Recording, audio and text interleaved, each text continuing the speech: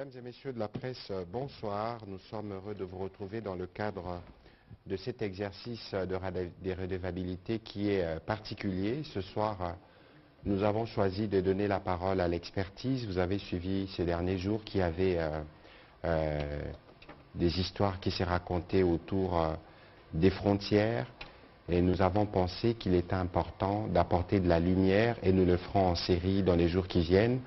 Donc on travaillera de commun accord avec vous et avec la télévision nationale pour que nous puissions donner la parole de plus en plus à ceux qui maîtrisent davantage la situation géopolitique de la République démocratique du Congo. Dans l'histoire, faire parler l'expertise, c'est différent de faire parler les politiques, parce que lorsque les politiques parlent, on pense toujours qu'il y a un calcul politicien derrière. Et donc, aujourd'hui, ce sera un exercice plutôt pédagogique qui va porter essentiellement sur un ouvrage qui s'intitule La République démocratique du Congo et ses 11 frontières, un ouvrage de 920 pages que je vous conseille de vous procurer, qui vous permettra de comprendre toute l'histoire de nos frontières, dès l'origine à nos jours, les tracés et tout le reste. Parce que c'est un sujet qui ne doit pas être abordé de manière simpliste, c'est un sujet complexe qui a fait l'objet des accords, des traités, des rois, des gouvernements, des différentes ententes. Et donc, ce soir, nous aurons le privilège d'aborder les sujets avec le professeur Chibangu Kalala, professeur de droit public international à l'université de Kinshasa. C'est donc lui qui nous fera une présentation sommaire de cet ouvrage, évidemment, avec un focus particulier sur les frontières de la République, les frontières orientales de la République démocratique du Congo. Professeur, bonsoir. Bienvenue dans ces tribunes traditionnellement réservées aux membres du gouvernement, mais nous avons voulu aujourd'hui donner parole à l'expertise pour que vous puissiez partager avec les millions de Congolais qui nous suivent votre expertise et plus de 10 ans de travaux de recherche sur l'histoire politique de nos frontières et tout ce qui concerne en tout cas nos frontières. Les 11 frontières de la République démocratique du Congo sont couchées ici. Je rappelle, c'est 920 pages et aujourd'hui, nous voulons qu'à la lumière de vos analyses et de votre expertise, faire un focus sur la situation frontalière de la RDC de manière générale, mais avec un regard particulier sur les frontières de l'Est de la République démocratique du Congo. Au moins, les Congolais seront bien informés. Ceux qui s'intéressent justement à l'actualité politique de la République démocratique du Congo seront davantage édifiés par les résultats de vos travaux. Donc tout de suite, je voudrais vous donner la parole pour vos mots introductifs. Vous pourrez suivre, évidemment, on a prévu un écran qui vous permette de suivre parce qu'il y a des illustrations qui vous permettront de remonter l'histoire et de comprendre toutes les dynamiques qui ont entouré les tracés des frontières de la République démocratique du Congo. Professeur, vous avez la parole. Son Excellence, Monsieur le Ministre, vous comprenez ma joie immense pour l'honneur que vous me faites m'invitant à venir ici. Comme vous l'avez dit vous-même, c'est un endroit réservé aux membres du gouvernement. Et donc je vous présente mes sincères remerciements. Et j'espère que je serai à la hauteur de la mission que vous m'avez confiée. C'est vrai, Monsieur le Ministre, j'ai passé plusieurs années de recherche parce que je voulais comprendre d'où nous venons, où nous allons, où nous en sommes aujourd'hui, où nous allons. J'avais l'impression que nous sommes comme un propriétaire d'une grande parcelle, mais un propriétaire qui n'a pas les titres de propriété, qui n'a pas de certificat d'enregistrement par le langage national, et puis la parcelle elle-même n'est pas clôturée. Et en ce moment-là, n'importe quel voisin de mauvaise foi, il peut venir faire des revendications pour vous réclamer une partie de votre parcelle. Alors je voulais savoir comment nous avons eu ce territoire, ce patrimoine le plus important, patrimoine matériel le plus important, le plus sacré, le plus grand de notre peuple, ce territoire que nous avons. Comment nous l'avons eu? Parce que ce ne sont pas nos ancêtres qui ont tracé ce territoire de 2 345 000 km². Comment on a tracé cette frontière? Comment nous avons eu ce territoire? Nous avons l'État congolais. Comment l'État congolais est né? Dans quelles circonstances il a évolué? Ces frontières que nous avons, presque 11 000 km de frontières. Qui a tracé ces frontières? avec les pays voisins. Quand, comment, quelles sont les batailles géopolitiques, géostratégiques, géoéconomiques qui ont été menées pour que nous puissions avoir ce territoire rempli de richesses comme nous le savons. Et ces résultats, ces richesses se trouvent dans ce livre. Évidemment, on ne va pas présenter tout le livre tout entier, non. Je vais faire un bref survol et puis nous allons nous soumettre à la séance de questions-réponses pour expliciter certains aspects de cette recherche et surtout, comme Monsieur le ministre vous l'avait dit, voir un peu la situation de la frontière orientale de notre pays, son passé, son présent et son avenir. Alors j'aimerais bien me déplacer, me mettre devant l'écran pour que nous puissions suivre un peu ce que je vais faire. Allez-y, je vous en prie. Merci, Monsieur le ministre.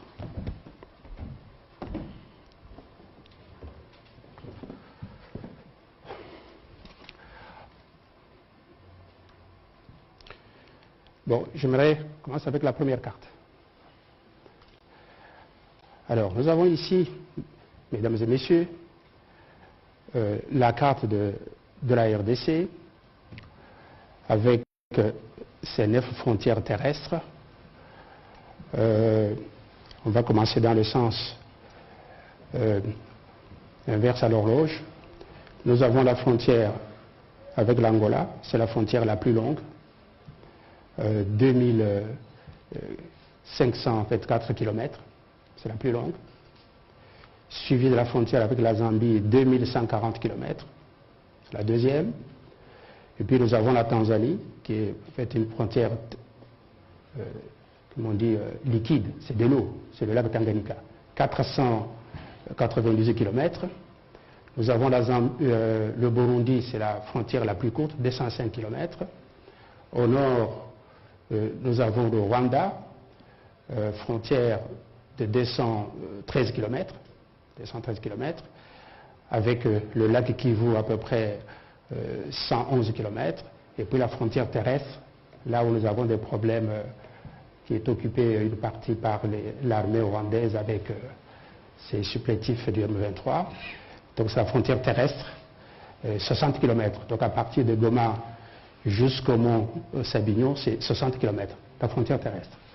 Et puis après, nous avons notre voisin Ouganda, 817 km de frontière. Le Soudan du Sud, 787 km. Centrafrique, 1570 km. C'est de l'eau, la rivière Mbomu et la rivière Obangi. Avec le Soudan du Sud, c'est une frontière totalement terrestre. Et puis nous avons le Congo-Brazzaville, notre voisin d'en face, 1544 km. Et puis il y a deux autres frontières, parce que j'ai souvent me posé la question, mais les 11 frontières, mais comment nous arrivons à 11? Alors nous avons la frontière aérienne qui est au-dessus de nous, nous avons un territoire au-dessus de nos têtes, mais puisque nous n'habitons pas en haut, nous n'avons pas conscience que nous avons un territoire aérien et nous avons des frontières.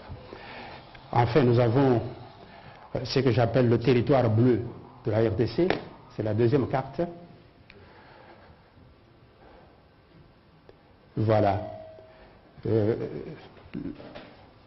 Ça, c'est le territoire bleu, mais que je représente ici qui est jaune, cette bande de l'espace maritime qui part de Mwanda, de Sianfumu et plonge au fond sur l'océan Atlantique. C'est à peu près 680 km, qui est limité au nord par l'Angola et au sud également par l'Angola. Nous avons une loi qui a été votée par notre Parlement en 2009 et qui délimite cet espace maritime. Nous avons des divergences avec l'Angola sur cette délimitation, avec la zone économique exclusive et le plateau continental avec des problèmes de pétrole. Bon, ça, c'est une question qu'on ne pourra pas aborder ici, mais nous avons délimité, on a quelques divergences, peut-être que les deux gouvernements auront l'occasion de résoudre ce problème. Voilà, grosso modo, les frontières de la RDC. Maintenant, toujours en allant dans le sens opposé à l'horloge, sur cette frontière avec l'Angola, c'est bon. On n'a pas de gros problèmes de divergence, sauf dans l'océan Atlantique, où nous avons un problème géopolitique, géostratégique et géoéconomique très important, divergence, qu'il faut résoudre. Alors là, après l'Angola, nous avons la Zambie, qui est là. Ça, c'est la botte, ce qu'on appelait la botte du Katanga, ou le talon du Katanga. C'est une zone qui est très minéralisée. Il y a des richesses minières que nous avons dans notre pays, le cobalt, le cuivre, etc., sont concentrées dans cette partie ici. Il y a eu des batailles géopolitiques, géoéconomiques, surtout vers Kipushi, Sakanya, entre les Belges et les Anglais, pour déterminer la frontière là-bas. Bon, la frontière est bien tracée, délimitée, il n'y a pas de gros problèmes là-bas, mais sauf dans la partie, vous voyez bien, entre le lac Tanganyika et le lac Mouero, à peu près 105 km, cette frontière n'était pas... il y avait des divergences sur la délimitation depuis le 19e siècle. Finalement, on a réglé le problème entre Mobutu et Kaunda en 1989, mais le gros problème qui était resté sur le terrain, c'était la démarcation, parce qu'il n'y avait pas de bornes posées sur le sol pour faire la démarcation. C'est pour cela qu'il y avait toujours des conflits, des bagarres. Et vous avez vu en 2020, il y avait encore un problème là-bas, où les troupes zambiennes traversaient la frontière, etc. On était sur le point d'entrer en guerre entre les deux pays. Heureusement, quand le président Tshisekedi est arrivé au pouvoir, ils ont voulu maintenant régler ce problème. On a commencé le travail de pose des bornes, parce que les bornes sont déjà posées sur une grande partie. C'est 205 km. On est autour de 180 km, on a posé déjà des bornes. Il reste un petit problème de soucis dans la zone qui est tout près du lac Tanganyika, parce qu'il y a quelques problèmes pour déterminer par où passe effectivement la frontière. J'espère que les deux gouvernements vont régler ce problème. Alors, la Tanzanie, pas de problème sur le lac Tanganyika. Sauf qu'il faut mettre les bouées de signalisation, parce que la frontière, c'est le milieu du lac, hein, c'est la ligne médiane du lac Tanganyika qui constitue la frontière. C'est 498 km, mais il faut visualiser la frontière sur le lac, mais là on ne peut pas poser des bornes, vous comprenez bien, là ce sont des bouées qu'il faut poser, maintenant il faut régler ce problème. Avec le Burundi, là nous sommes déjà sur la frontière orientale. Sur le Burundi, cette frontière avec le Burundi a été fixée déjà en 1910, le 14 mai 1910, à Bruxelles, par un accord qui a été confirmé par une convention du 11 août 1910. Donc cette frontière a été bien tracée et confirmée. Mais nous avons un problème de divergence. Vous voyez au nord du lac Tanganyika, il y a un triangle là, donc en jaune, c'est le delta de la rivière Ruzizi. Ruzizi vient de la zone de Bukavu, vous voyez c'est la Ruzizi qui descend, qui se jette dans le lac Tanganyika, mais à 10 km du lac Tanganyika, la Ruzizi se divise en deux branches. Bon. Et au milieu de ces deux branches, la grande Ruzizi et la petite Ruzizi, il y a un territoire, donc un delta. Le problème que nous avons avec le Burundi, c'est à qui appartient ce triangle-là. Bon. Où se trouve la frontière? C'est la petite Ruzizi, là où vous avez le poste douanier actuel, je dis, ou bien c'est sur la branche orientale, la grande Ruzizi. Il y a des divergences. Dans le livre dont le ministre a parlé, il y a des échanges de lettres, parce que les gens ont raconté à un moment donné que Mobutu avait déjà donné ce territoire au Burundi. C'est faux et archi-faux. Vous trouverez des lettres, des échanges, des correspondances entre Mobutu avec le président Bagaza et jusqu'en 1988, d'autres correspondances avec le président Buyoya, où le maréchal Mobutu revendique ce territoire. Bon, les deux gouvernements sont en contact, il y a des commissions, dans le cadre de la commission permanente des frontières de notre pays, et ils discutent pour essayer de résoudre ce problème. Je pense qu'avec la sagesse, on pourra trouver un jour une solution.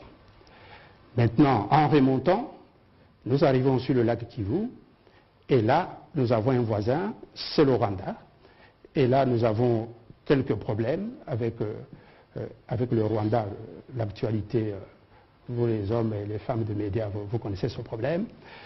Et là, nous avons des difficultés qu'il faut essayer de résoudre. Maintenant, la question qu'on peut se poser, c'est de savoir comment on a réglé d'abord cette frontière avec le Rwanda. Vous avez là la frontière orientale, la frontière depuis le lac Tanganyika jusqu'au niveau du lac Albert et un peu plus au-dessus. Dans les faits, pour parler du problème du Rwanda, qu'est-ce qui s'est passé au XIXe siècle? Au XIXe siècle, c'était la conquête coloniale. C'était la géopolitique de l'époque ou la mondialisation de l'époque au XIXe siècle. C'était la conquête des territoires, des terres en Afrique. Les grandes puissances de l'époque, 14 pays, se sont réunis à Berlin pour résoudre 3 problèmes. L'ordre du jour de la conférence de Berlin, c'est Bismarck l'a énoncé d'ailleurs. Nous partons à Berlin, c'est pour régler 3 problèmes. Le premier, c'est la liberté du commerce dans le bassin du fleuve Congo. Deuxième problème, c'est la liberté de navigation, de circulation, toujours dans le bassin, sur le fleuve Congo et sur le fleuve Niger. Et le troisième problème, c'est les règles à mettre en place pour l'occupation des nouvelles terres en Afrique. Ils se sont réunis à Berlin pendant 3 mois. Et les résultats de leurs discussions pendant 3 mois ont été coulés dans un traité international qu'on appelle Acte général de la conférence de Berlin. C'est un traité. Alors, je voudrais ici déjà relever un mythe ou une idée reçue qui est fausse, une idée reçue fausse. On affirme souvent que c'est à Berlin qu'on a partagé l'Afrique, que les frontières, par exemple nos frontières avec les pays voisins, ont été fixées à Berlin. C'est faux et archi faux.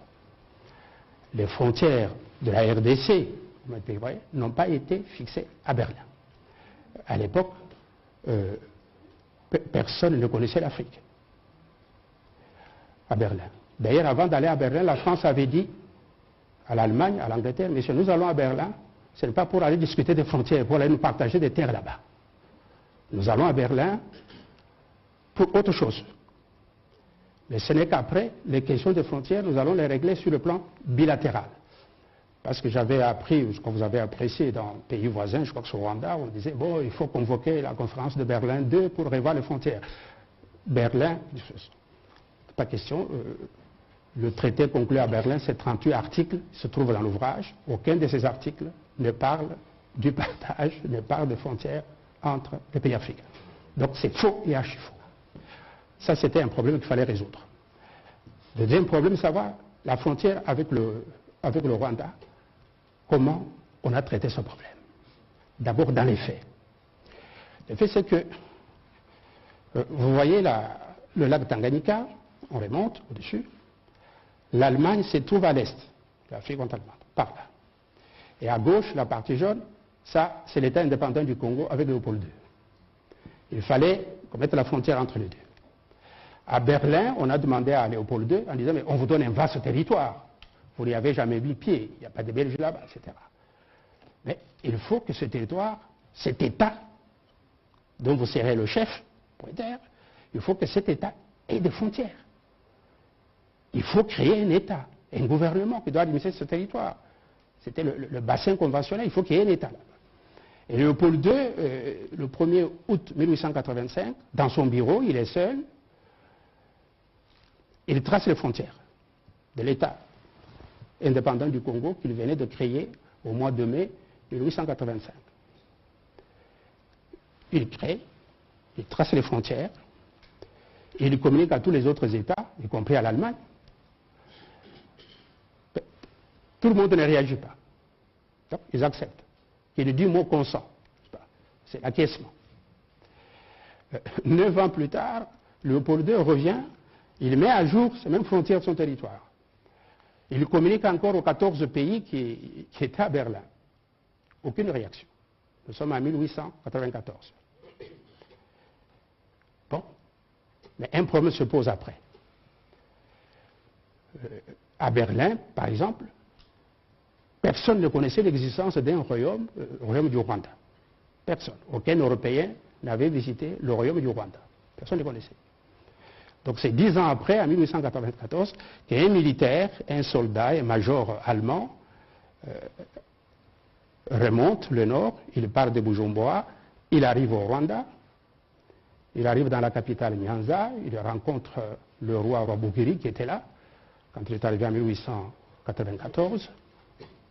Il rentre en Europe, il fait les rapports, et c'est lui qui annonce qu'il y a un royaume, le royaume du Rwanda, avec un roi bien structuré, et qui est là. Les Allemands, première fois, 10 ans après. C'est pour vous dire encore que sa frontière avec le Rwanda n'était pas fixée à Berlin parce qu'on ne connaissait pas Berlin.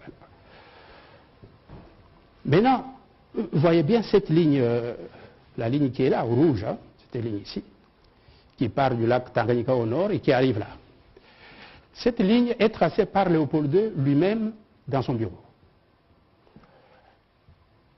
qui part du sud, nord du lac Tanganyika, et qui arrive là où il s'achève là, c'est au sommet du mont Sabinou, dans la zone, dans la région de Bunagana. Cette frontière s'arrête là. Et c'est à cet endroit où il y a 3 frontières qui se rejoignent, la frontière avec l'Ouganda, frontière avec le Rwanda et frontière avec le Rwanda. C'est le point triple frontalier, comme on le dit en langage technique. C'est là, vers Bunagana. En 1896, l'Allemagne se réveille. Le gouvernement allemand dit à Léopold II, Sa Majesté, votre ligne là, votre frontière là, que vous avez tracée sur papier chez vous, vous seul, et qui sépare l'Afrique orientale allemande, les territoires allemands, et l'État indépendant du Congo, c'est une frontière, une ligne imaginaire, et cette ligne coupe le royaume du Rwanda en 2 parties, et passe même par la capitale Nyanza. C'est difficile à repérer sur le terrain. Nous ne sommes pas d'accord. Nous sommes en 1896. Le débat s'engage entre le roi Léopold II et les Allemands. Pour savoir, mais est-ce que cette frontière entre les 2 possessions, ça va passer par où? Pour l'Allemagne, la frontière doit passer par ici, suivre la rivière Ruzizi, et arriver dans le lac Kivu et se terminer au niveau de Goma. Léopold II dit non, pas question. Bon. Jusqu'à sa mort, le problème n'était pas résolu. Le problème sera résolu en 1910. 3 pays se réunissent à Bruxelles depuis le 8 février 1910 jusqu'au 14 mai 1910. L'Angleterre, l'Allemagne, la Belgique, pour régler la question de cette frontière orientale. Et entre l'Allemagne et la Belgique, nous sommes en 1910, Léopold II avait déjà vendu le Congo à la Belgique. Quand on vous dit cession, c'est un euphémisme, c'était une vente. Nous avons mené des recherches, nous connaissons même le prix qui était encaissé par Léopold II. Donc, après avoir vendu, il a quitté, la Belgique a récupéré le territoire et on discute à Bruxelles. Les discussions s'engagent. À la fin, le 14 mai, on se met d'accord sur cette frontière entre la frontière actuelle. Hein, il s'agit de la frontière actuelle. On dit voilà, on va partir du sud du lac Kivu, on va tracer une ligne médiane sur le lac Kivu. À l'ouest de cette ligne, c'est la RDC, donc le Congo belge, et à l'est, c'est l'Afrique orientale allemande, donc le Rwanda. Et quand, là où, c'est bien la carte, vous voyez la ligne rouge là, donc on décide finalement, la thèse allemande triomphe, la Belgique comprend que l'Allemagne a raison, on déplace cette ligne, on la ramène sur la Ruzizi, parce que suivant cette ligne, tout le lac de Kivu était au Congo, Ruzizi était au Congo, etc. Maintenant, on ramène cette ligne ici, la frontière actuelle, et arrivé au nord du lac Kivu, la bataille était de savoir, mais au nord du lac Kivu, mais cette ligne va chuter à quel niveau? C'était une bataille aussi, géopolitique. Vous aurez des détails dans le livre, vous allez en parler si ça vous intéresse. Est-ce que cette ligne doit aller du côté de l'ouest ou on doit mettre le point de chute là, à l'est, à l'endroit où ça se trouve aujourd'hui. La grande barrière, hein, vous voyez la grande barrière de Goma, il y a la borne frontière BF1, vous allez voir. Bon, on se met d'accord, et on dit, bon, à partir du nord du lac Kivu, à la grande barrière, là où il y a la borne numéro 1, on va faire une ligne oblique qui va suivre les volcans. Suivre les volcans. Là, nous sommes sur la frontière terrestre, 60 km. Il y a 8 volcans là-bas, vous avez Gahinga, Nyamulagira, Karisimbi, Mohavura, Nirangongo, Visoke, et vous avez Sabinho au bout là-bas. Et on décide que cette frontière va suivre la ligne de crête, c'est-à-dire les sommets. C'est une frontière que les techniciens appellent la frontière orographique, parce qu'on prend les sommets des collines et la frontière passe par les sommets des collines. Bon. C'est réglé au mois d'août 1910. Maintenant, il faut envoyer les techniciens sur le terrain, qui doivent aller poser les bornes sur le terrain pour visualiser. Et donc, vous voyez ça, merci bien pour la carte, donc pour aller mettre les bornes. Donc, c'est la frontière terrestre, c'est ce qu'on appelle la frontière de la ligne des volcans. C'est là où il y a des croix là-bas. C'est la ligne des volcans, des 8 volcans là, avec au sommet le point Sabinho. L'année suivante, en 1911, on pose les bornes. Nous avons les documents de 1911, octobre 1911, on a posé les bornes sur le terrain. Ce document est publié dans le livre.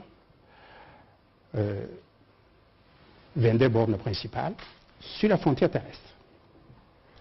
Et puis on a fait des échanges des territoires qui étaient occupés. C'est en ce moment-là que nous avons récupéré l'île d'Udi, l'île Iwinsa et d'autres îles, et une partie d'île on a donné aux Allemands. Maintenant, ça c'est sur le plan des faits.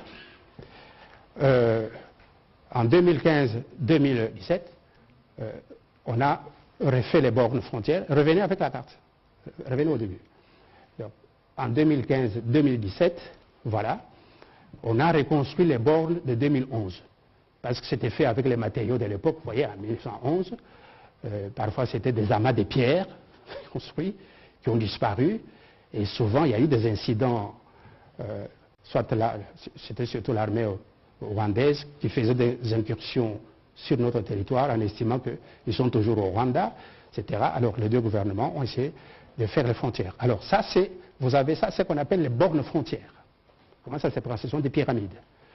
C'était fait en 2017, 2015-2017. Alors vous avez par exemple là, borne frontière numéro 1, BF1, ça c'est dans la ville de Goma, à la Grande Barrière, et qui sont alignés le long de la frontière terrestre. Il y en a 22 bornes principales, et on a mis aussi des bornes intermédiaires, etc. Donc, pour le moment, sur le plan technique, d'une manière générale, nous n'avons aucun conflit frontalier avec le Rwanda, dans les faits politiques. Le Rwanda n'a pas encore formulé de manière officielle une quelconque revendication territoriale en prétendant qu'il aurait des territoires du Rwanda au Congo. Il en est de même de notre pays qui n'a jamais élevé une quelconque revendication en prétendant que la RDC aurait des territoires Rwanda. Sur le plan du droit international,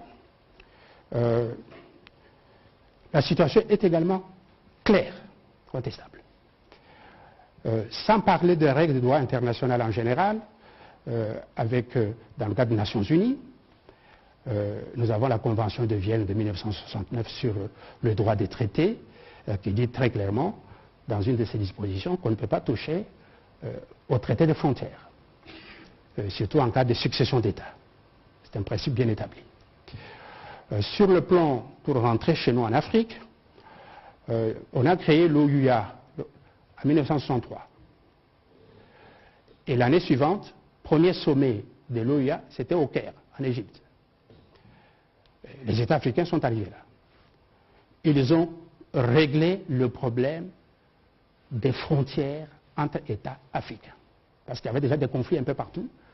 Le Maroc contestait l'indépendance de la Mauritanie, réclamait la Mauritanie comme président de son territoire, etc. ils ont déclaré, pris une résolution historique sur l'intangibilité des frontières entre États africains hérités de la colonisation. C'était le 21 juillet 1964. Donc, tous les États africains, tous, sans distinction, la RDC, l'Ouganda, le Burundi, la Zambie, le Rwanda, nous avons tous accepté cette règle-là. On ne touche pas aux frontières héritées de la colonisation. En 2000, on crée l'Union africaine à Lomé, le 11 juillet 2000. 36 ans après, les États africains, cette fois-ci, disent ce que nous avons dit et décidé au Caire, il faut le mettre maintenant dans un traité. Ça doit devenir maintenant une règle conventionnelle. C'est clair. Ça ne doit pas être une résolution, maintenant on met dans le traité. Et à l'article 4, vous pouvez lire, il y a deux, bien, tous les États africains, encore une fois, 36 ans après, RDC, Congo-Brazzaville, Gabon, Cameroun, Rwanda, Burundi, etc., disent on ne touche pas aux frontières entre nous héritées de la colonisation. Donc l'intangibilité des frontières et de la colonisation. Ça, nous sommes en 2000. Récemment, en 2018, revenez un peu aux bornes. C'est marche arrière. Récemment, voilà. Je vous ai dit qu'on a reconstruit toutes les bornes frontières, les 22 bornes principales, on a aussi des bornes intermédiaires, les 22, entre RDC et le Rwanda. On a reconstruit, suivant les normes modernes.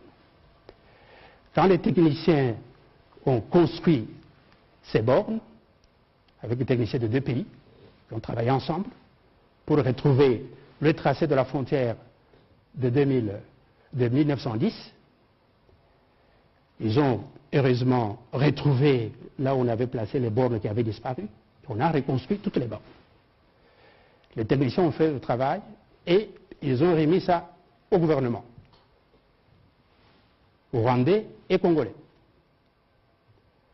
Maintenant, les deux gouvernements devaient accepter ces bornes, les recevoir, pour dire que ces bornes se trouvent bel et bien sur la frontière internationalement reconnue entre nos deux pays.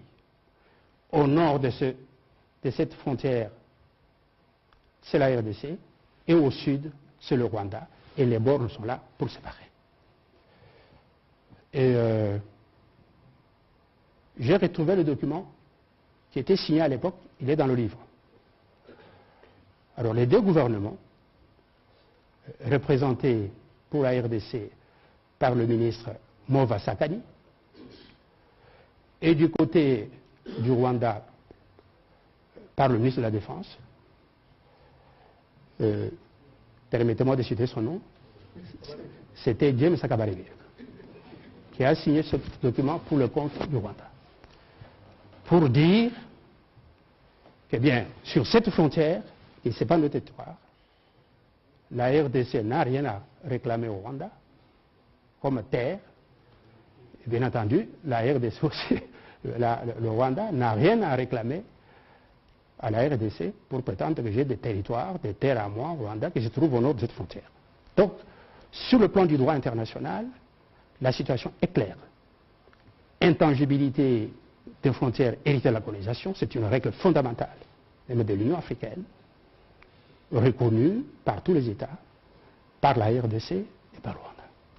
Donc ça, c'est sur la question du droit international. Peut-être qu'on reviendra tout à l'heure dans des questions si le sujet vous intéresse. Donc, pour moi, il n'y a pas de problème. S'il y a des revendications de qui que ce soit sur notre territoire, sachez que nous sommes armés, nous sommes prêts, nous avons tous les matériaux, nous avons ce que j'appelle les certificats d'enregistrement internationaux pour notre territoire, les titres de propriété internationale sur notre territoire. Ils sont tous dans ce livre. J'ai passé 10 ans de recherche, j'ai tout retrouvé dans les archives et c'est publié dans cet ouvrage. Donc nous sommes à l'aise. Pour terminer, je voulais dire un petit mot sur notre frontière avec l'Ouganda. le traité qui délimite cette frontière entre nos deux pays date du 3 février 1915, signé par les Belges et les Anglais. 817 km. Qui part du Mont Sabinho, de celui-là, qui descend, lac Édouard, qui continue, rivière Semiliki. La rivière Semiliki est là, vous voyez bien Semiliki, qui part du nord du lac Édouard, et Semiliki qui vient se jeter au sud du lac Albert, qui est là, au sud, se jette là, qui court dans le sens du sud vers le nord. Et après ce lac, il y a un bout de frontière terrestre qui va jusque vers Aru. Sur cette frontière, il n'y a pas beaucoup de bornes qui ont été plantées à l'époque. 800 km, on n'a pas plus de 100 bornes. C'est ce qui crée beaucoup de difficultés. Nous avons des divergences avec notre voisin sur le delta. Donc vous voyez ici, quand Semiliki se jette dans le lac Albert, il se divise en plusieurs branches. Il forme un delta, un peu comme ce que nous avons vu avec la Ruzizi. Il se jette là, et en face, il y a la presqu'île de Rukwanzi où il y a des problèmes justement. À cause des marécages, des mouvements des différentes branches de la rivière Semiliki, la détermination de la frontière à cet endroit est compliquée.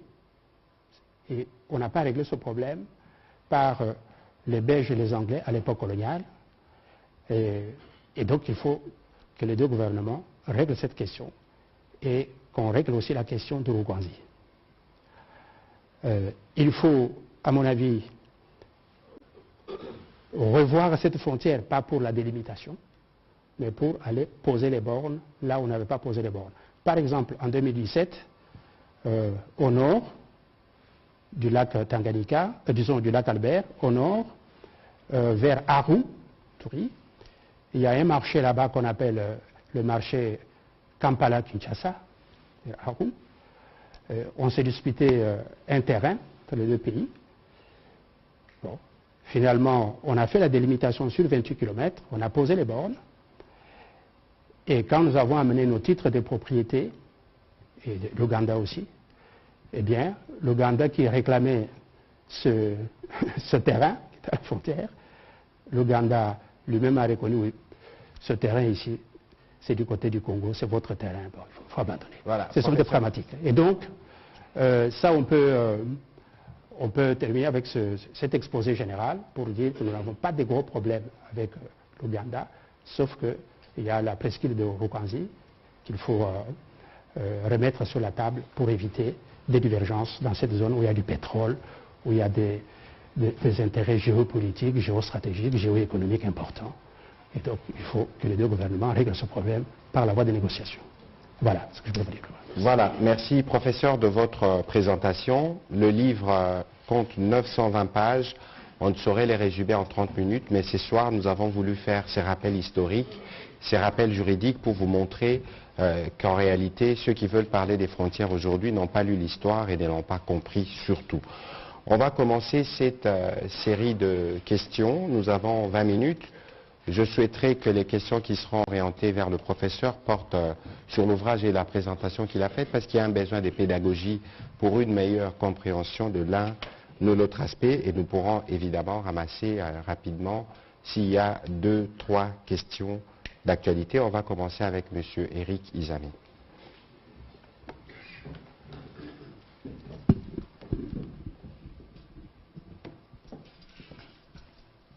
Merci professeur, merci Excellence Monsieur le Ministre. On ne devient pas professeur qui veut. Félicitations, vous êtes intelligent. Et dans cet auditoire, nous avions suivi. Mais mon souhait serait que vous puissiez faire ce même exposé dans d'autres instances aussi. J'imagine les Nations Unies, à Genève, à Paris, etc. Et puis, je voudrais savoir si les livres, 920 pages, qui n'est pas rien à lire, hein, si c'est déjà sur le net, ça peut peut-être faciliter aussi la propagation de tout ce qu'il y a comme contenu.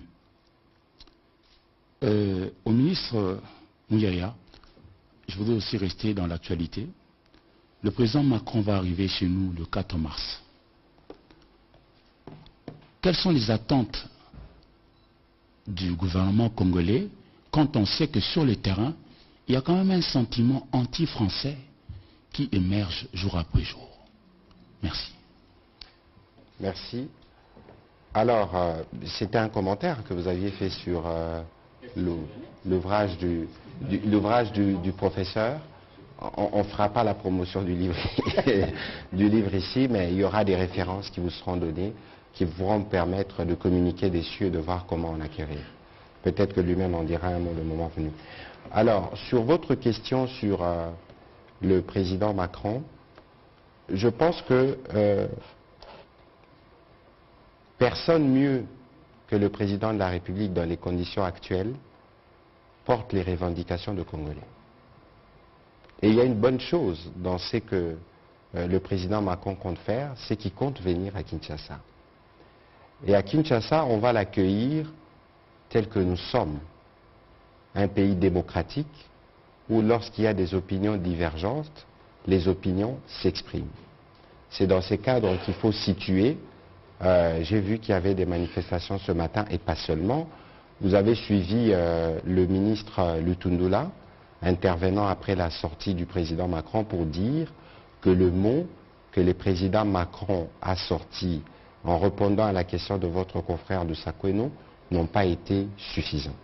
Évidemment, il est revenu sur ce que le professeur a dit tout à l'heure, l'intangibilité des frontières de la République démocratique du Congo, mais l'opinion congolaise veut que sur cette question de la sécurité, qu'il soit plus clair. Il n'y a pas de place pour l'ambiguïté, le mal est connu, il faut le nommer par son nom. Après, il y a la diplomatie, parce que la France, depuis le début, s'est proposé de faire des bons offices.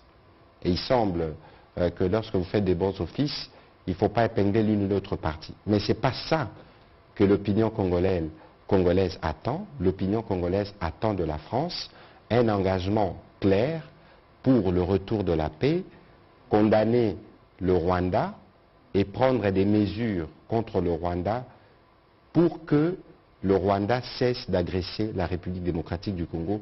C'est bien clair, ça c'est l'agenda congolais au point de vue de la situation sécuritaire.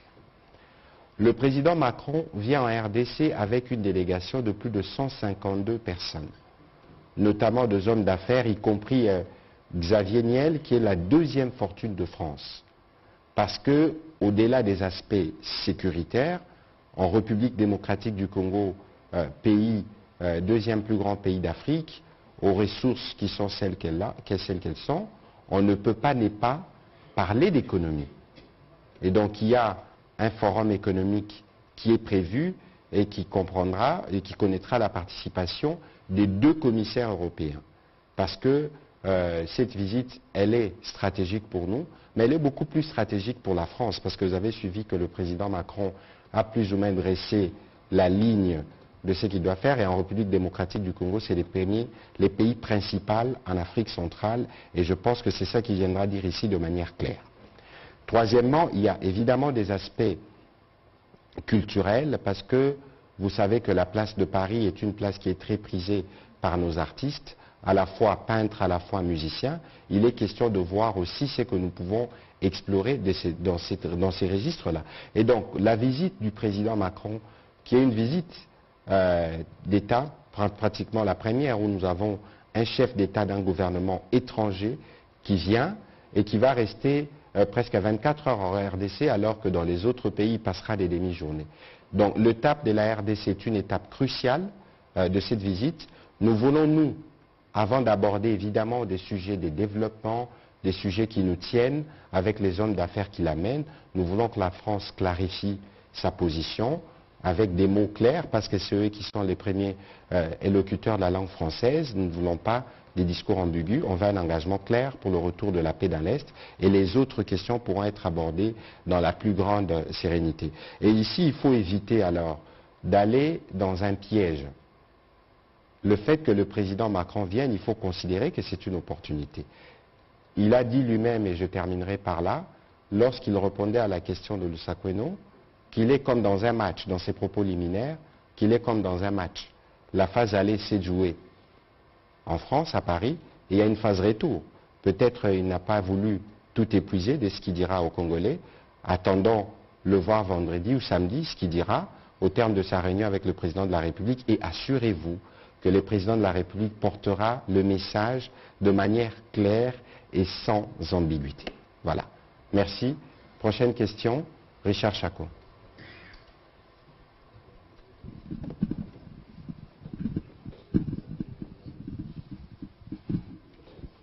Merci beaucoup, Monsieur le ministre. Professeur, merci beaucoup pour votre exposé magistral. Je suis surpris agréablement, s'il faut le dire, parce que vous dites qu'il n'y a pas un problème de frontière entre la RDC et le Rwanda actuellement. Et vous avez évoqué le principe sacro-saint de respect de l'intangibilité des frontières et de la colonisation. Alors, je voulais savoir qu'est-ce qui justifie aujourd'hui, selon vous, parce que vous êtes chercheur, vous avez fait des recherches, la guerre que mène le Rwanda contre la RDC, et au regard de toutes ces déclarations qu'on entend des officiels rwandais qui disent que au niveau de Berlin, il y a eu un mauvais... on n'a pas respecté plutôt le partage des frontières. Voilà pourquoi le Rwanda veut récupérer ses frontières, surtout dans la partie du Grand Nord. Et aussi, cette déclaration faite dernièrement, il y a plusieurs années par le président Sarkozy, quand il était ici, quand il a dit que les richesses du Congo sont un peu trop grandes, il faudrait aussi chercher à les partager avec d'autres pays. Merci beaucoup, professeur. Allez-y, professeur. Oui. Merci, monsieur Chako, pour votre question. Je crois que le ministre a un narratif très percutant. Il le répète souvent. Je suis d'accord avec lui sur les raisons de la guerre que le Rwanda nous mène. Je ne vais pas faire d'autres commentaires là-dessus. Je pense que le gouvernement communique très bien sur le sujet, la presse. Je ne vais pas en rajouter. Mais je vais rester sur le plan technique, s'agissant de la frontière. Monsieur Richard, je suis formel. Parce que j'ai fait ce que Cheikh Anta Diop, le savant sénégalais, Cheikh Anta Diop, le conseiller, nous les intellectuels africains, en disant que nous devons aller chercher la vérité directe, au lieu de passer par les intermédiaires. J'ai voulu savoir qu'est-ce qui s'est passé à Berlin. J'ai lu les documents, tous les documents qui étaient signés, les discours. On n'a pas abordé les questions des frontières. Les amis rwandais, le président nous a dit que ce sont nos frères, nos sœurs, ses ennemis. Les amis rwandais qui tiennent ces propos, c'est par ignorance. Parce qu'à Berlin, on n'a pas du tout abordé les questions des frontières. Vous pouvez lire les 38 articles du traité de Berlin qui sont dans cet article. On n'en parle pas. Et puis, on ne pouvait pas partager, faire la frontière avec le Rwanda, parce que personne ne connaissait le Rwanda à Berlin. Le premier Européen est arrivé 10 ans après Berlin, au Rwanda. Je voudrais souligner à ce sujet, M. Richard, je demande aux amis rwandais de consulter les documents. Eh bien, les Allemands étaient intransigeants. Les Allemands étaient intransigeants. Ils ne voulaient pas qu'on touche à l'intégrité territoriale du royaume de Rwanda. Les documents sont là, les Belges ont écrit, les Allemands ont écrit, pour déterminer, et c'était le débat là à Bruxelles, hein, où se trouvent les frontières historiques du royaume du Rwanda. Et les documents sont là. On a indiqué que le roi du Rwanda, Yoweri Musinga, qui était au pouvoir à l'époque, il avait autorité jusqu'à tel endroit, les communautés Tutsi arrivaient à tel endroit, il avait l'influence à tel endroit, pas là-bas. Et c'est au nom de ce principe-là que nous avons récupéré l'île d'Idui, où le roi Yoweri Musinga n'avait aucune influence. Donc Idui ne faisait pas partie du royaume du Rwanda. Et donc les Belges ont dit, bon, puisque c'est ça le principe, nous récupérons l'île d'Idui, qui nous appartient, qui est au Congo, etc. Donc, les plus grands défenseurs acharnés, intransigeants, c'était les Allemands pour protéger l'intégrité territoriale du royaume du Rwanda. Et les frontières qui ont été tracées, ces frontières épousent justement les limites historiques du royaume du Rwanda. Parce qu'on estimait que c'était un petit territoire, un très petit territoire, un royaume, c'est déjà. On ne peut pas faire ce qu'ils ont fait ailleurs avec les ethnies, comme ce qu'ils ont fait ici chez nous, dans la boucle de Dilolo avec le chef Mwatayan. La frontière est passée par là. C'est ainsi que nous avons les Lunda en Angola aujourd'hui, et puis les Lunda au Congo. C'était en 1927 que ça est arrivé, on a échangé les territoires. Ils ont dit que ça, c'était des fautes graves qu'ils nous ont fait. Mais on ne peut pas commettre la même erreur sur cette frontière avec le Rwanda. Il faut respecter l'intégrité. Donc, s'il y a certains amis rwandais qui pensent qu'il y a des terres rwandaises au Congo, ils vont nous dire, il s'agit de quelles terres? Parce que l'Allemagne a tout fait pour que tout ce qui appartient au Rwanda sur le plan territorial reste en Allemagne. Et les documents sont là. Au mois d'août, je termine par là, 1910, le ministre des Affaires étrangères belge de l'époque, Julien d'Avignon, se présente devant le Parlement belge pour demander au Parlement belge de ratifier la convention, de voter la loi pour ratifier la convention que les deux pays, l'Allemagne et la Belgique, venaient de signer pour tracer cette frontière-là. Qu'est-ce que Julien d'Avignon dit devant le Parlement belge? Il dit voilà, on a défendu une thèse depuis l'État indépendant du Congo, du roi, mais c'était indéfendable. On devait respecter l'intégrité territoriale du royaume du Rwanda, respecter l'unité politique de ce royaume. On ne va pas mettre une frontière au milieu du territoire d'un royaume combattu. Donc on doit préserver tout ce qui appartient au Rwanda, déjà qu'il y a un petit hauteur. On ne prend aucun morceau de territoire du Rwanda pour mettre dans le Congo. Et c'est sur cette base, justement, qu'on a conclu ce traité que le Parlement belge a ratifié. Donc, je pense que nous sommes prêts, sur le plan intellectuel et technique, si nos amis rwandais soulevaient cette question. Je vous assure qu'ils vont déclencher une bataille intellectuelle, juridique, et une bataille par laquelle ils seront battus à plate couture. Donc, voilà. Il ne faut pas qu'ils ouvrent ça, ce débat-là. Merci. Alors, les raisons de la guerre sont économiques. D'ailleurs, dans le cadre de cet exercice, vous avez vu qu'aujourd'hui, nous recourons à l'expertise du professeur Tshibangou Kalala. Nous travaillerons avec d'autres experts et nous vous ferons la démonstration que cette guerre n'a pour seul objectif que de faire la mainmise sur les ressources minières de cette partie de l'Est de la République démocratique du Congo. On va prendre les questions qui suivent en série parce que nous devons faire une économie de temps. On va commencer par Madame Rachel Kitita, José Babia, Jordan Maenikini et on va terminer avec Tchèque Boukassa. Désolé, il y a beaucoup de points, professeur. Peut-être faudra-t-il organiser de conférences plus élaborées pour aller dans les détails du sujet. Oui, Madame Rachel Kitita. Merci beaucoup, Monsieur le Ministre. Livre très intéressant du professeur Tshibangou Kalala. Une petite question simple à vous, professeur. Plusieurs mécanismes pour vendre l'ouvrage, mais est-ce que vous avez pensé par exemple à une réalisation documentaire, par exemple un mini-documentaire ou un film pour vendre cet ouvrage et que tous les Congolais puissent le lire, peut-être aussi dans les langues nationales. Au porte-parole du gouvernement, le président de la République, du haut de la tribune des Nations Unies aux droits de l'homme, a demandé au HCR d'organiser une tripartite Rwanda, RDC, HCR pour examiner la question du rapatriement des Rwandais vivant sur le sol congolais, réfugiés. On en compte combien, si vous avez une estimation? Une dernière question, c'est en rapport avec le président français Emmanuel Macron. On l'a suivi depuis l'Elysée. Il donnait les grandes lignes, plus ou moins, des relations, des nouvelles relations que la France veut entretenir avec les pays africains, notamment la RDC. Un programme très alléchant, mais pour certains, ça paraît comme de la poudre aux yeux, puisque si le président Macron dit que la France n'a pas imposé sa loi ou sa vision de la politique, etc., économique en Afrique, il faut plutôt aider les pays à se développer. Si hier, la France qui a accompagné les États africains, ces États ne sont pas développés, est-ce qu'aujourd'hui, avec cette nouvelle formule que propose le président Macron, vous pensez que les pays africains seront développés? La question c'est, pour certains, ça paraît comme de la poudre aux yeux. Est-ce que ce n'est pas un discours séducteur, justement, pour préparer le terrain sur lequel il arrive déjà dans quelques heures? Merci. On va prendre la question de José Babia.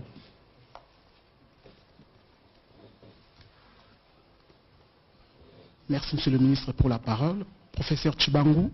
Nous avons tous suivi votre exposé. Aujourd'hui, nous sommes dans un contexte où un État veut à tout prix revendiquer une portion des terres de notre État. Comment est-ce que le droit international règle ce genre de questions des frontières? Merci. Merci. Jordan Waïnikini. Merci, professeur, pour ces très beaux livres. Alors, ma première question, j'aimerais savoir, est-ce qu'à l'heure actuelle, au moment où nous parlons, on doit dire que la superficie de la RDC est toujours de 2 345 000 km². Il n'y a-t-il pas des endroits de la RDC qui nous ont été croqués par d'autres pays frontaliers à la RDC? J'ai fait allusion par exemple à Kaemba, ces territoires des cuivres frontaliers avec l'Angola. Et puis, la deuxième question, vous avez dit que dans les faits, nous n'avons aucun conflit frontalier avec le Rwanda. Alors, j'aimerais savoir, il y a d'autres concepts qui existent au Congo. J'aimerais savoir les concepts congolais rwandophones.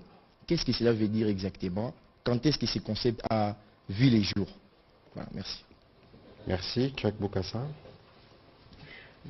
Merci, monsieur le ministre. Ma question, je vous l'adresse. En revisitant la loi des finances 2023, les crédits alloués à l'opération de démarcation va jusqu'à près d'1 million de dollars. Pourtant, d'après les techniciens en la matière de démarcation, donc en la matière, la démarcation d'1 kilomètre de frontière équivaut à plus ou moins 10 000 dollars.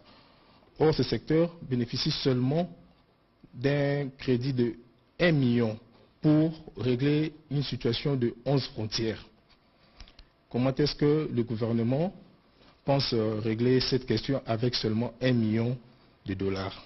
Et pour mieux sécuriser nos frontières, elles doivent être bornées. À ce jour, il n'y a que 35% de frontières démarquées. Quels sont les efforts fournis par le gouvernement sur cette question depuis la fin de la colonisation? Merci, Tchèque Boukassa, pour votre question. On va donner la parole au professeur et moi je réagirai à la fin pour à la fois répondre aux préoccupations qui me concernent et conclure cet exercice. Professeur, vous avez la parole pour les questions qui vous ont été destinées. Merci, monsieur le ministre. Pour madame Rachel, j'en profite pour répondre à la question qui avait été soulevée par le premier intervenant. Bon, ça me gêne un peu de faire un peu la pub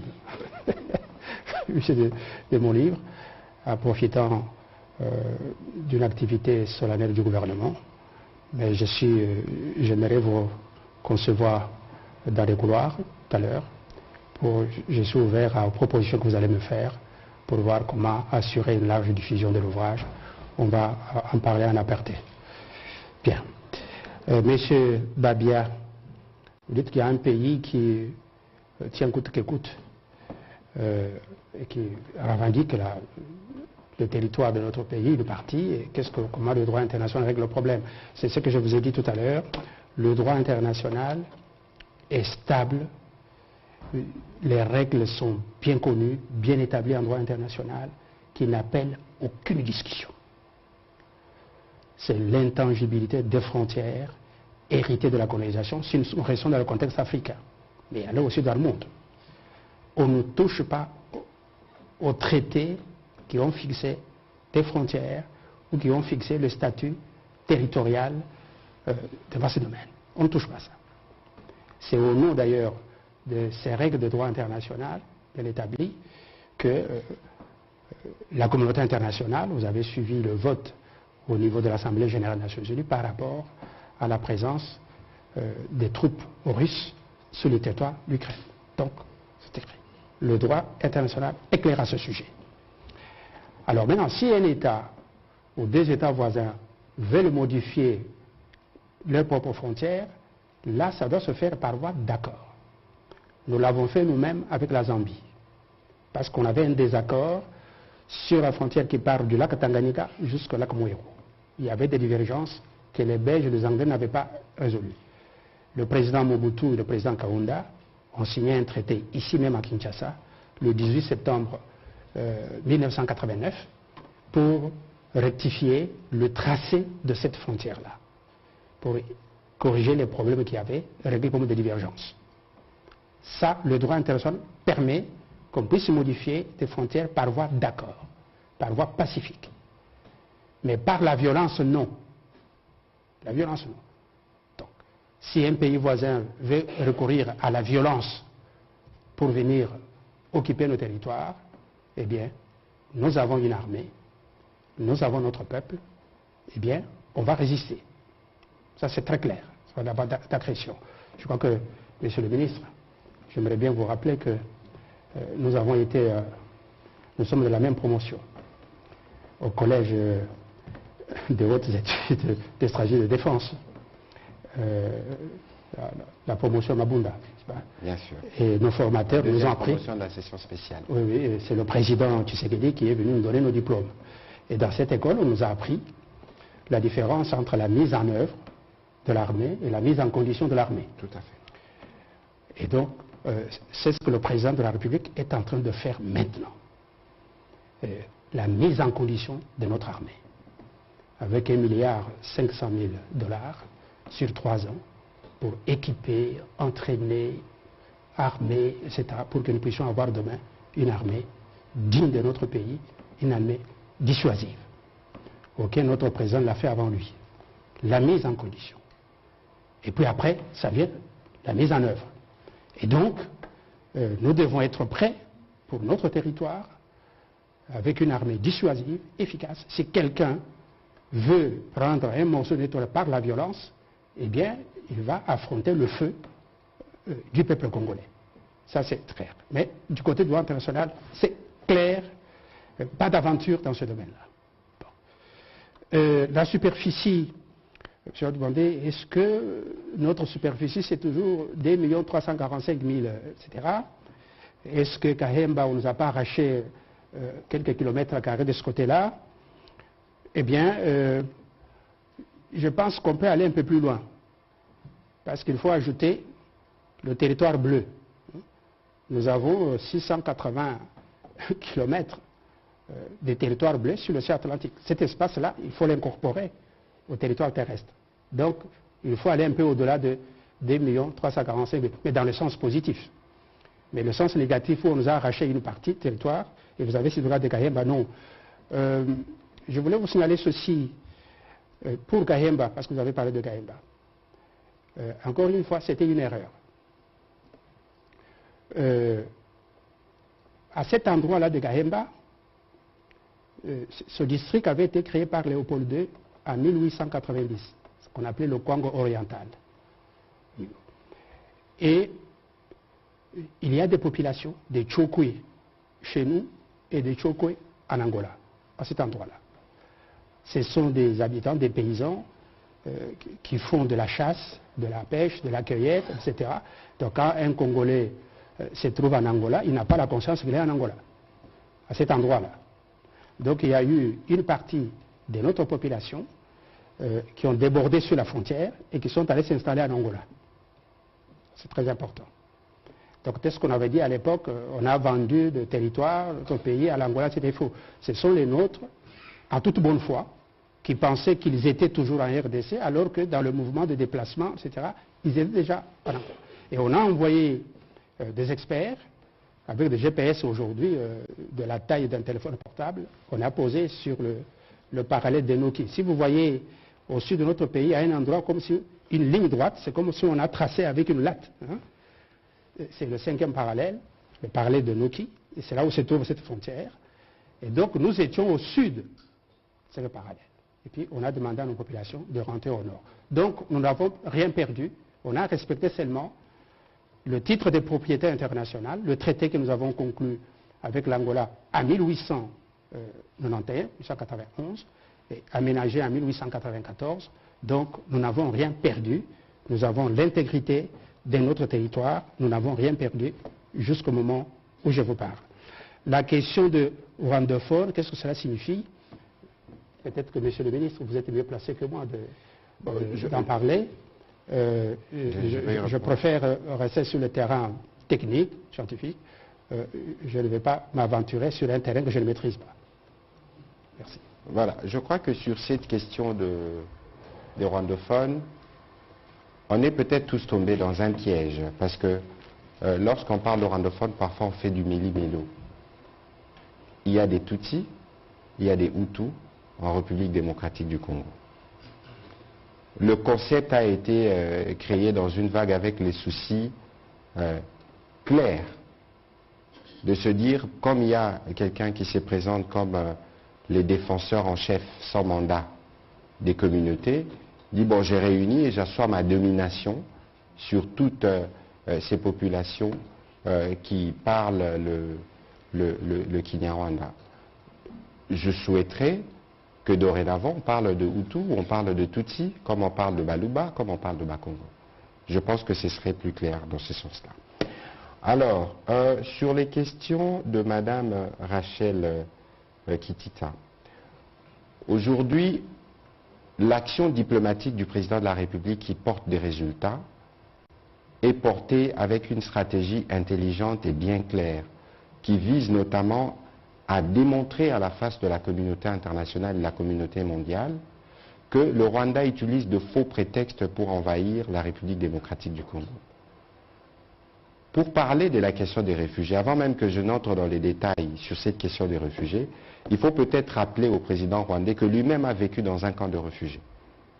C'est dans un camp des réfugiés qu'il a passé toute sa jeunesse, qu'il a appris les métiers des armes. Je ne suis pas sûr que les traitements qu'il fait subir aux réfugiés congolais chez lui, c'est les traitements que lui aurait voulu subir lorsqu'il vivait dans un camp des réfugiés. C'est aussi de l'histoire. Vous pouvez les lire et avoir les détails. Aujourd'hui, je rappelle que lorsque nous avons commencé les rounds des négociations avec le Rwanda à Luanda en juillet 2022, la question du retour de réfugiés était une question qui était déjà étudiée. La question principale qu'il faut résoudre avant les questions subsidiaires, c'est la question de la guerre.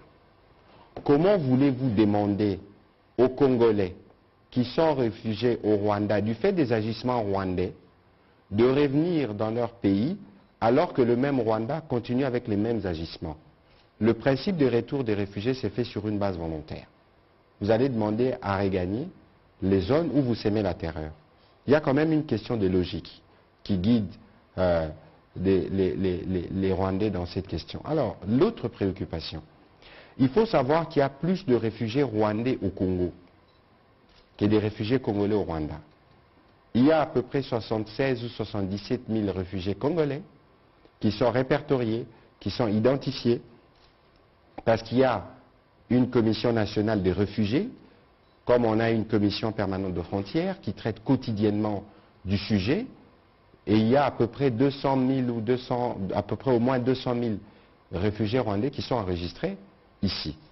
Pour ce qui nous concerne, le président de la République a rencontré justement Antonio Guterres et Philippe Augrandi qui dirigent les HCR. Il faut rappeler que Guterres lui-même avait dirigé les HCR à un moment pour dire écoutez, nous nous sommes disposés. Mais le retour doit se faire sur la base d'un travail tripartite qui doit se faire avec les HCR. Aux dernières nouvelles reçues de notre Commission nationale de réfugiés, les Rwandais ne se sont pas présentés parce que les documents sont clairs. Ce n'est qu'après cette étape tripartite que nous, pour ce qui concerne ceux qui veulent revenir, on va impliquer les autorités locales. Parce que nous avons toujours nos racines. Même si vous êtes parti il y a 10 ans, il y a 5 ans, il y a toujours un oncle, il y a toujours un cousin, il y a toujours les notabilités qui savent. Comme ça, dans un processus transparent, on évitera de tomber dans son piège. Parce que le connaissant, il y a évidemment une volonté d'infiltrer des gens derrière ces réfugiés. Mais le processus et le choix que nous avons fait, c'est de le faire de manière transparente avec les hauts commissariats des Nations Unies pour les réfugiés. Et donc, sur cette question, je suis sûr que nous y reviendrons où on pourra vous fournir tous les détails nécessaires parce qu'il est question que nous-mêmes, nous puissions bien comprendre ces prétextes qu'il n'en est pas un. Il n'a qu'à mettre fin à la guerre, comme ça, les Congolais pourront aisément revenir chez eux. Alors, vous avez parlé de la question du président Macron.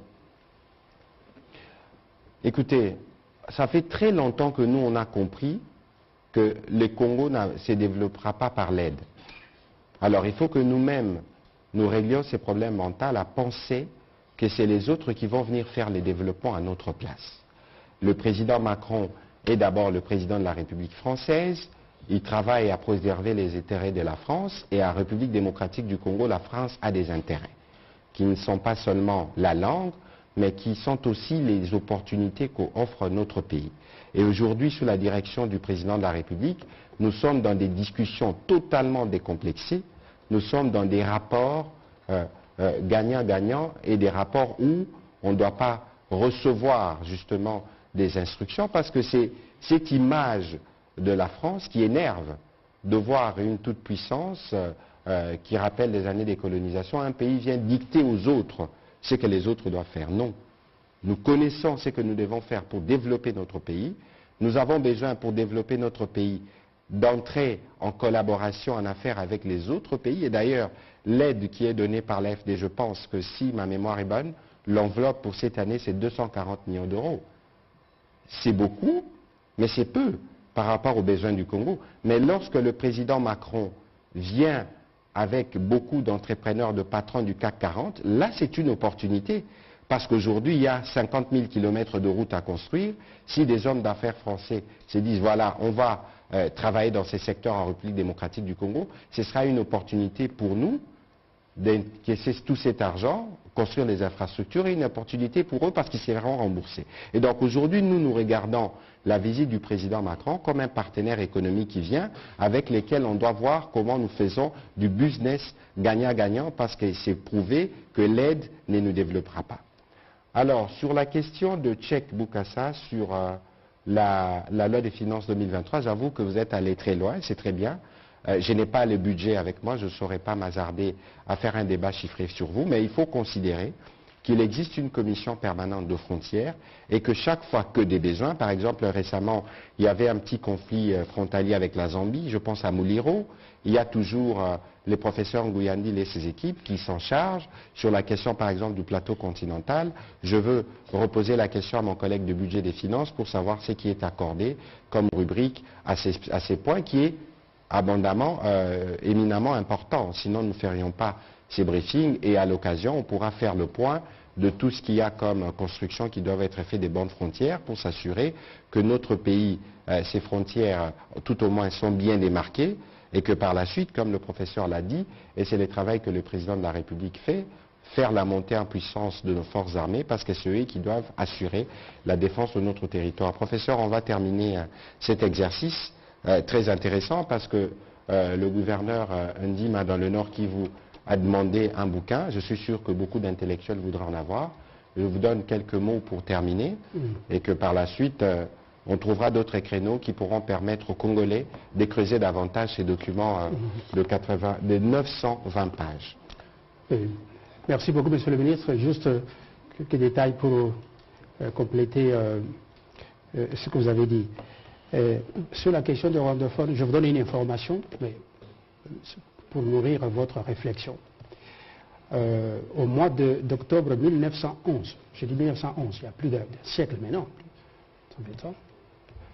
lorsque on se met d'accord sur le tracé de la frontière terrestre, là où nous avons des problèmes, 2023, il fallait envoyer les techniciens, les géomètres, les topographes et autres, pour aller maintenant poser les bornes. Après avoir posé les bornes, il fallait maintenant expliquer aux populations locales, pour leur dire la nouvelle frontière entre l'Allemagne et la Belgique, donc aujourd'hui entre le Rwanda et la RDC, passe par ici. Voici les bornes. La nouvelle frontière est là. Et que ceux qui sont au nord de cette frontière sont en RDC, au sud sont au Rwanda. Et on a abordé la question des populations locales qui étaient là. Qu'est-ce qu'on fait avec ces populations? On a donné un délai de 6 mois aux populations qui habitaient le long de cette frontière, dans la zone frontalière, pour que ces populations choisissent en toute liberté. Est-ce que vous voulez rester sous l'autorité de l'Allemagne, du roi Yuri Musinga, en chef, ou bien vous voulez rester sous l'autorité de la Belgique et donc rester au Congo belge, sujet belge. Les populations devaient choisir pendant 6 mois. Eh bien, il y a des populations qui ont choisi d'aller au Rwanda. Nous, on ne veut pas être des Congolais. Mais il y a eu des populations, surtout des Hutus, qui ont dit, nous on ne va pas chez les Allemands, ils sont en train de fouetter les gens là-bas, ils demandent des impôts, nous nous sentons bien ici au Congo, sous l'autorité de la Belgique, et donc nous voulons rester des Congolais. Nous sommes en novembre 1911, surtout des populations Hutus. Alors, on va dire que ce sont des Congolais, ce sont des Rwandais, ce sont des rwandophones, comme le ministre l'a dit, et le ministre a parfaitement raison. Le terme rwandophone, il faut arrêter ce terme-là. Voilà. Ou ce sont des Hutus, ou ce sont des Baoundés, ou ce sont les Nandais, ou ce sont les Yoruba. C'est ce qu'il faut. Le concept rwandophone n'a aucun sens. Il n'y a pas une langue qu'on appelle la langue rwandophonie, ou c'est pas rwandophone, etc. Et donc, voilà, pour le choix en ce qui concerne les personnes, je suis d'accord avec Monsieur le ministre sur ce sujet. Pour la démarcation, Monsieur Boukassa, la démarcation, c'est la clé pour la protection des frontières. Nous avons parlé du cas de Gahemba. Sur cette frontière avec l'Angola, entre les bornes, c'est 10 km. Vous avez une borne ici, il faut compter 10 km pour trouver une autre borne. Mais entre les deux 10 km là, les gens n'ont pas conscience qu'ils traversent une frontière. D'accord. Voyez-vous, ce qui est arrivé à Gahemba. Donc, et sur presque 600-700 km, vous avez comme ça 10 km, 10 km. Donc la solution, c'est de mettre les bornes partout. Je vous ai parlé du Soudan du Sud. 787 km, il n'y a pas une borne. Depuis l'époque de l'État indépendant du Congo ou de la conférence de Berlin. Une frontière terrestre, monsieur le ministre, il n'y a aucune borne. Il y a les Mbororo qui traversent là-bas, il y a des contrebandiers dans le parc de la Garamba qui viennent. Mais ces gens-là, ils n'ont pas conscience qu'ils sont déjà au Congo. Pour eux, ils peuvent penser qu'ils sont toujours au Soudan du Sud. Voyez-vous. Et donc, il faut faire ce travail. Ça coûte, mais il faut budgétiser quelque chose. Ça coûte cher, c'est vrai. Mais pour quelqu'un qui veut clôturer sa parcelle, on ne peut pas dire... Pour quelqu'un qui veut clôturer sa parcelle, sa propriété pour être en sécurité, il ne peut pas dire que c'est trop cher. Ce sont des dépenses de souveraineté. Il faut programmer ça sur plusieurs années, faire monter notre diplomatie en puissance, convaincre les pays voisins pour qu'on fasse ce travail, parce que ça doit se faire de manière bilatérale, pour qu'on mette des bornes partout, et c'est de cette manière que nous allons protéger nos frontières en faisant la démarcation. Voilà. Je vous remercie. On va terminer cet entretien. Merci à vous, professeur, de vous être prêté à l'exercice. Je rappelle que ce briefing est un briefing spécial où nous avons voulu faire un éclairage sur une question importante. Je pense que dans les jours qui viennent, nous recourons à des expertises, à des experts locaux pour pouvoir apporter la part de lumière. Le livre coûte $300 et le professeur pourra vous dire comment vous en procurer. Madame Kitita, professeur, merci beaucoup. Merci.